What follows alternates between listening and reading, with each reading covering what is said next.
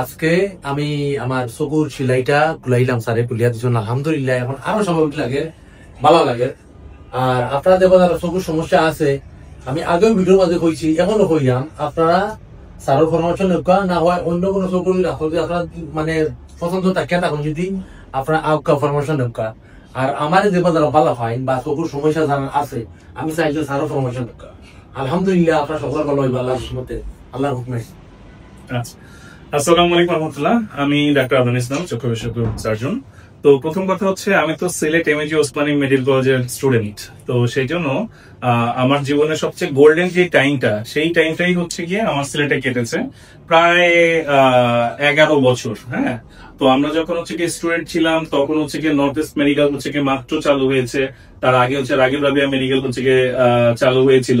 আমাদের সময় হচ্ছে উইমেন্স মেডিকেল হচ্ছে কি চালু হয়েছে, তারপরে অন্যান্য যে মেডিকেল কলেজ, এখন পার্ক ভিউ একটা মেডিকেল কলেজ হয়েছে। মানে সবকিছুই হচ্ছে কি আমরা যখন ওসমানী মেডিকেল স্টুডেন্ট ওই সময়ে তৈরি হয়েছে, বা ওই সময় সিলেটের যত ডক্টর আছে সবার সাথে একটা খুব ভালো একটা রিলেশন ছিল।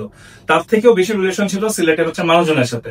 কারণ হচ্ছে কি ওই গোল্ডেন টাইমটাই তো হচ্ছে কি আসলে মানুষের সাথে ইন্টারেকশনের মানে সুযোগটা সবচেয়ে বেশি থাকে। এরপর তো যত সিনিয়র হয়ে যাচ্ছে তত ঘর কোনো, তত চেম্বার কোনো হয়ে যাচ্ছে, এরকম আর কি।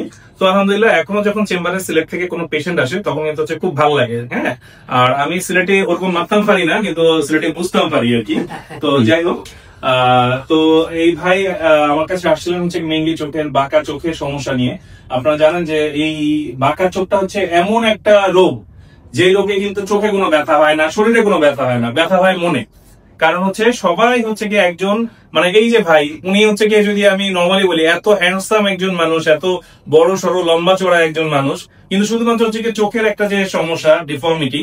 আমরা যেহেতু চোখের দিকে তাকিয়ে কথা বলি, তো এটা কিন্তু আসলে হচ্ছে কি দেখা যাচ্ছে ওনার থেকে অনেক লেস ক্যালিবারের মানুষজন ওনাকে হয়তো বা এমন সব কথা হয়তো বলবে যে জিনিসটা হচ্ছে কি সহ্য করার মতো না, বা যে জিনিসটা হচ্ছে কি একদম মানে ভালো একটা সময় হচ্ছে কি মনটা একদম খারাপ করে দেওয়ার জন্য যথেষ্ট।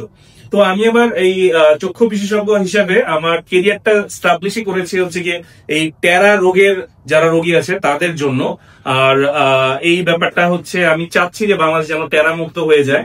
অনেকেই অনেক সময় অনেক হতাশার কথা বলেন। তো যদি আপনি মনে করেন আপনি শেষ, তাহলে আপনি ভুল।